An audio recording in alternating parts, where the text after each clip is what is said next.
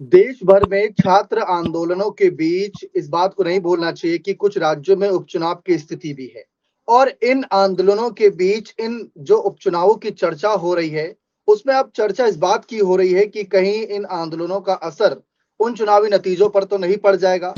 खासकर हम बिहार की बांकीपुर सीट की बात कर रहे हैं, क्योंकि बांकीपुर सीट से हालिया जो बीजेपी के अध्यक्ष हैं नितिन नवीन, उन्होंने ही इस्तीफा दिया था, तभी ये स्थिति बनी, क्योंकि वो राज्यसभा सांसद बने थे। और अब वहां पर सबसे बड़ी चुनौती ये भी बनी हुई है बीजेपी के लिए, क्योंकि बीजेपी का पहली बार मुख्यमंत्री बना बिहार में। और हम कई तस्वीरें भी देखे कि बिहार में भी प्रोटेस्ट हो रहे हैं, कुछ वहां से भी अपडेट सामने आ रही है। और एक और बड़ा कारण जो बताया जा रहा है कि जो यहाँ पर बड़ा अंतर डाल सकता है, जो बड़ा फर्क डाल सकता है इस चुनावी नतीजों में, वो है नीतीश कुमार के इस्तीफे का कारण। कि नीतीश कुमार कुर्सी से हटे, पहले जब चुनाव जीती थी 2025 में बीजेपी, तब नीतीश कुमार मुख्यमंत्री के दावेदार थे, नीतीश कुमार मुख्यमंत्री थे। तो वो हालात अलग थे, इस बार हालात पूरे बदल गए हैं। तो कहीं ये हालात प्रशांत किशोर के लिए फायदेमंद तो नहीं, कहीं प्रशांत किशोर की जीत की ओर इशारा तो नहीं कर रहे। भरत तिवारी मामला हो या छात्र आंदोलन हो या नीतीश का इस्तीफा हो, मुख्यमंत्री बदलना हो, क्या ये सारे कारण बांकीपुर उपचुनाव की स्थिति को बदल देंगे? इसी मुद्दे पर तमाम जानकारी देने के लिए हमारे खास वरिष्ठ सहयोगी राकेश मोहन सिंह जी जुड़े। सर, आपका बहुत बहुत स्वागत है। इन आंदोलनों के बीच जिस तरीके से उपचुनाव की स्थिति बनी हुई है, इस पर आप क्या कहना चाहेंगे? क्या ये नतीजों पर असर डालेंगे? और नीतीश के इस्तीफे वाला मुद्दा भी बहुत बड़ा मुद्दा है, जिसकी चर्चा शायद ही बहुत कम हो, क्योंकि पूरे देश की नजर इस समय छात्र आंदोलन पर है। तो इस पर आप क्या कहना चाहेंगे सर? देखिए, बांकीपुर का जो उपचुनाव है या दतिया का जो उपचुनाव है, खासतौर पर उसपे दो जगह तो उपचुनाव है और दिल्ली में छात्रों का आंदोलन हो रहा है। तो उपचुनाव में छात्र कितना असर डालेंगे, ये इस बात पर दीपक जी निर्भर करेगी कि उस पर्टिकुलर कॉन्स्टिट्यूएंसी में तैयारी करने वाले छात्र या ऐसे छात्र कितने हैं जो कि परीक्षा में बैठ रहे हैं, और ऐसे छात्रों के माता पिता कितने हैं जिनके बच्चे तैयारी कर रहे हैं। बांकीपुर की अगर इस खास तौर पर बात की जाए तो बांकीपुर पटना से लगा हुआ क्षेत्र है, और बांकीपुर में या उसके आसपास काफी जो बच्चे हैं वो तैयारी करने वाले बच्चे रहते हैं। अगर पटना के मुसल्लमपुर हाट की आप बात करें तो वो पटना का हब है जहाँ पर सभी बच्चे तैयारी करने वाले रहते हैं, और बांकीपुर से थोड़ा ही दूर है। कहीं ना कहीं इसके का मुख्य इसका कारण ये होगा कि जो पटना के बच्चों ने भी कल आंदोलन किया था बीते का, तो उसका असर वहां के लोगों पर पड़े कि क्या देखिए सरकार कितनी संवेदनहीन है कि किसी तरह का एक्शन नहीं ले रही, परीक्षाएं नहीं हो रही, शिक्षा स्तर काफी नीचे गिर गया है। ये एक असर हो सकता है बांकीपुर उपचुनाव में छात्रों के प्रदर्शन का। एनडीए सरकार का, जी सर। तीसरी बात नीतीश कुमार के इस्तीफे की, तो दीपक जी आपको भी पता है कि कैबिनेट मंत्रिमंडल का विस्तार होने की बात चल रही है, लेकिन अभी तक, क्योंकि बहुत आश्चर्य की बात है कि दो मंत्री, चाहे वो नवनीत सिंह बिट्टू हो या एक और मंत्री है, दोनों राज्यसभा नहीं गए। राज्य मंत्री की सीटें खाली पड़ी है, लेकिन कैबिनेट का विस्तार हो नहीं रहा। मीटिंगें हो चुकी हैं कैबिनेट की और एनडीए दलों की। कारण है कि नीतीश कुमार ने कुछ ऐसी मांगे रख दी हैं मंत्रिमंडल में जिसको लेकर बीजेपी अभी थोड़ी असहज स्थिति में है। जी दीपक। जिस तरीके से एनडीए दल का हिस्सा नीतीश कुमार भी है और छात्रों की मांग, कई बड़े से बड़े नेता जो पहले इस मूवमेंट का, इस आंदोलन का या युवाओं का समर्थन नहीं कर रहे थे, अब वो भी कर रहे हैं। क्यों? क्योंकि यह आंदोलन ही इतना बड़ा हो गया, जो शुरुआत में जब सीजेपी का पहला प्रोटेस्ट है, आप तो कवर करने गए थे, आप उसी घटना स्थल पर थे, आपको पता होगा कि वहां ज्यादा बड़ी संख्या नहीं थी, 500, 1000, 2000, 3000 लोग आए फिर चले गए।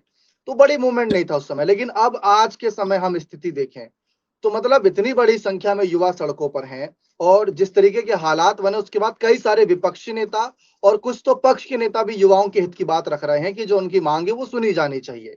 अब नीतीश कुमार जिस तरीके से एनडीए दल का हिस्सा है, वो भी एक बड़ा चर्चा का केंद्र बना हुआ है कि अगर आप स्टूडेंट या उनके माता-पिता की तरफ से जो बयान सामने आ रहे हैं, जो रिएक्शन आ रहे हैं, वो बीजेपी को लेकर टारगेटेड भी है क्योंकि धर्मेंद्र प्रधान का इस्तीफा होगा, नहीं होगा अलग विषय है। लेकिन बीजेपी जिस तरीके से रवैया रखी उनके प्रति, लाठीचार्ज हुई और जो पुराने मामले भी हैं वो सोशल मीडिया पर वायरल हो रहे हैं। जैसा कि आपने बताया बांकीपुर कुछ पटना से जुड़ा क्षेत्र है, पटना के सटा क्षेत्र है और वहां पर शहरी वोटर भी हैं जो सोशल मीडिया पर काफी बड़ी संख्या में एक्टिव होंगे। और ऊपर से प्रशांत किशोर जैसा चेहरा जो बड़ी-बड़ी रणनीतियों के साथ चुनावी मैदान में उतरता है। तो ये सारे एक जो फैक्ट बनते जा रहे हैं, एक जो चेन बनती जा रही है, कहीं बीजेपी इसमें फंस तो नहीं जाएगी और इसका असर कितना पड़ सकता है बीजेपी की राजनीति पर? देखिए बीजेपी, मैं आपको बताऊं, दीपक की जब ये आंदोलन शुरू हुआ, मूल रूप से आप देखेंगे तो 6 जून और के आसपास ये पूरा बीजेपी का मूवमेंट शुरू हुआ और फिर सोनम वांगचुक अनशन पर बैठते हैं, फिर और उसके बाद ये मूवमेंट जारी रहता है। लेकिन असल मूवमेंट में जो स्पीड आई है, मैं आपको लगभग लगभग बात को बताऊं, 18 जुलाई के बाद या 18 जुलाई से कह लीजिए, जब सोनम वांगचुक को ले जाया गया। अब रही बात इसके संदर्भ में इसका क्या असर पड़ेगा बांकीपुर में, देखिए दीपक जी, और बीजेपी अभी बहुत जगह पर घिरी हुई है। बीजेपी अभी किसानों के मुद्दे पर घिरी हुई है। आप देखेंगे तो किसान पंजाब से चल चुके हैं भारत अमेरिका ट्रीट डील को लेकर। उनको लगता है कि किसानों के हितों के साथ इसमें समझौता हो रहा है। उन्हें हरियाणा में अंबाला के पास रोक दिया गया है, दिल्ली में छात्र बैठे। लेकिन मैं इसमें एक बात और रेखांकित कर दूं दीपक जी आपके माध्यम से, मैं 10 सेकंड लूंगा। देखिए दीपक जी, 18 जुलाई से छात्र छात्र आने शुरू हुए, लेकिन अब परिस्थिति ये हो गई है दीपक जी कि मैं पूर्ण रूप से तो नहीं, लेकिन मैं लगातार जा रहा हूँ प्रोटेस्ट में और बच्चों से बात भी कर रहा हूँ और वहाँ का माहौल भी देख रहा हूँ और उनके नेताओं को भी देख रहा हूँ।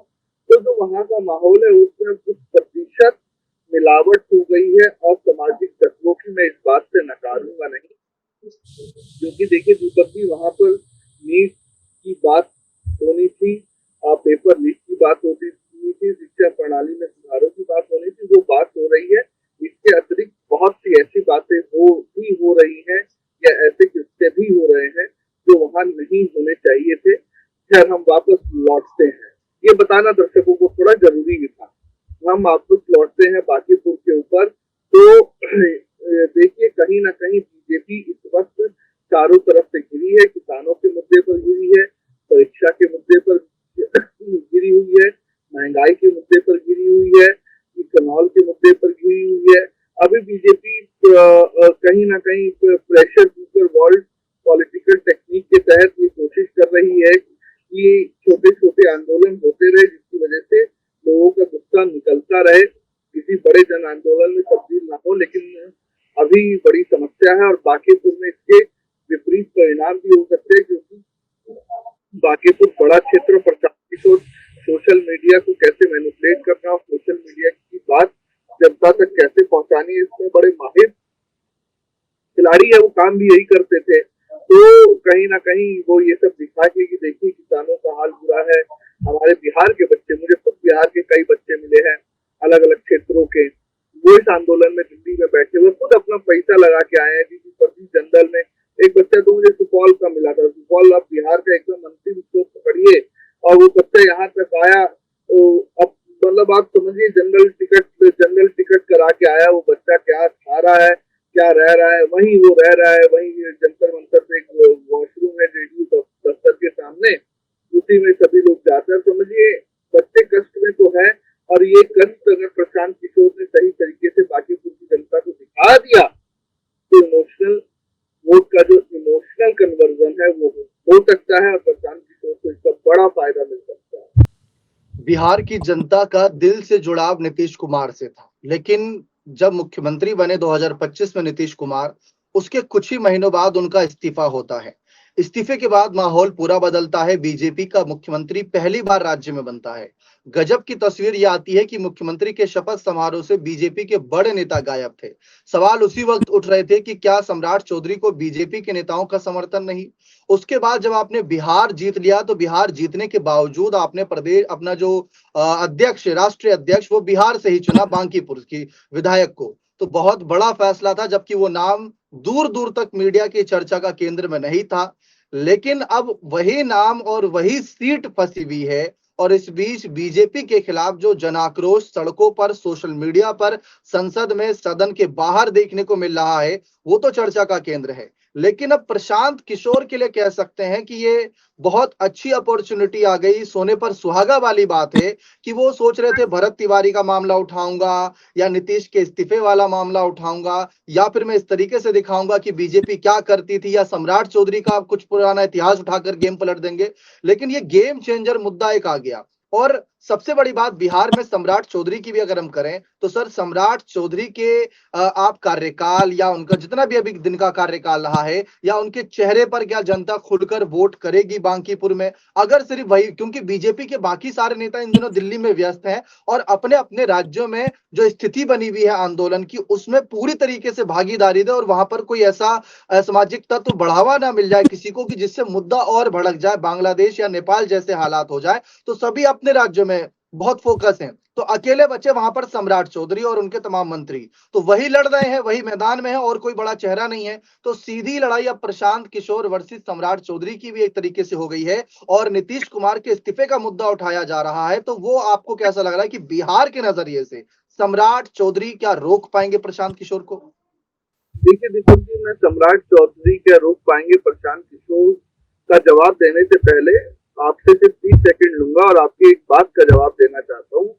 जो जिस बात का आपने जिक्र किया कि क्या नेपाल और श्रीलंका जैसे यहाँ पर हालात बनेंगे, दीपक जी, मैं आपके माध्यम से अपने दर्शकों को ये बात साफ कर देना चाहता हूँ कि भारत का जेन जी बड़ा ही समझदार है और वो नेपाल और श्रीलंका जैसे हालात यहाँ नहीं बनने देगा। उसका एक प्रमुख कारण यहाँ ऐसा भी है कि देखिए दीपक जी, नेपाल और श्रीलंका, नेपाल की बात करें, ज्यादा बड़ा मूवमेंट नेपाल में हुआ जेनजी का, क्योंकि श्रीलंका में थोड़ा सा मिक्स था मामला। तो नेपाल का मतलब लगभग लगभग जेनजी गरीब है। इंडिया में ऐसा नहीं है, इंडिया का लगभग लगभग जेनजी गरीब नहीं है। आप ये देखिए, नीट के पेपर के लिए ये आंदोलन हो रहा है, तो नीट का पेपर हो गया है। जो जेनजी उस पेपर में अपेयर हुए थे वो फिर अपेयर हुए, जिनकी परीक्षाएं निकली, वो काउंसलिंग में बैठने की तैयारी में। तो आप उनसे उम्मीद करेंगे कि वो सड़कों पे निकलेंगे, तो ऐसा नहीं है। कुछ जेनजी को कभी समस्या ही नहीं रही पेपर लीक्स की वजह से, क्योंकि उनका एक टारगेटेड फील्ड अलग है। अब आप यहाँ पे देखिए, दिल्ली के जेनजी को आप बोल दीजिए दक्षिण में, अब और दक्षिण के जेनजी को बोल दीजिए कि ये वाला जेनजी तमिल बोलता है, हिंदी जबरदस्ती कर रहा है, तो वो जेनजी इसी को लपेट देगा। तो यहाँ जेनजी में भी बड़ा बिखराव है। तो नेपाल वाली स्थिति ये बननी बड़ी मुश्किल है। खैर, हम अपने आपके मूल प्रश्न पर आते हैं। सम्राट चौधरी के नाम पर जो आपने कही वोट देने वाली बात, तो सम्राट चौधरी बहुत ऐसे नेता नहीं है बीजेपी के और बिहार के भीतर की जिनका एक अपना जन सरोकार हो और व्यापक जन समर्थन हो।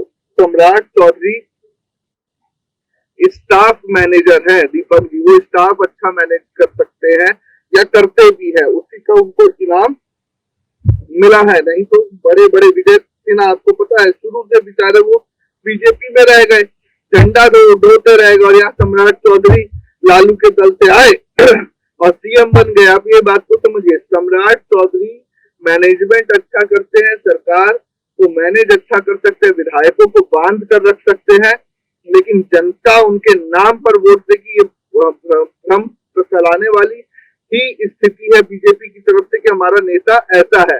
दूसरा, प्रशांत किशोर जो कह रहे हैं कि अगर बांकीपुर का उपचुनाव बीजेपी हार जाती है तो ये हार इस बात की ताकीद करेगी कि सम्राट चौधरी को सीएम बनाने का फैसला गलत था। तो दीपक जी, मैं बता दूं कि ये बात बीजेपी भी जानती है कि सम्राट चौधरी कोई ऐसे व्यक्ति नहीं है जिनको पार्टी के भीतर ही पूरा समर्थन प्राप्त है, लेकिन हाँ, सम्राट चौधरी एक ऐसे व्यक्ति है जिनकी नीतीश कुमार से ट्यूनिंग अच्छी है और बीजेपी का बीजेपी की सरकार चलाने के लिए बीजेपी को ऐसे ही नेता को आगे लाना पड़ेगा जिसकी बीजेपी नीतीश से ट्यूनिंग अच्छी हो और सभी विधायक चाहे वो सभी सहयोगी दलों के वो सबको बांध कर रख सके। तो ये बात तो सही है कि जो अगर बीजेपी हारती है तो जिम्मेदारी कहीं ना कहीं सम्राट चौधरी की तो होगी ही, लेकिन जिम्मेदारी कहीं ना कहीं बीजेपी के शीर्ष नेताओं की भी होगी,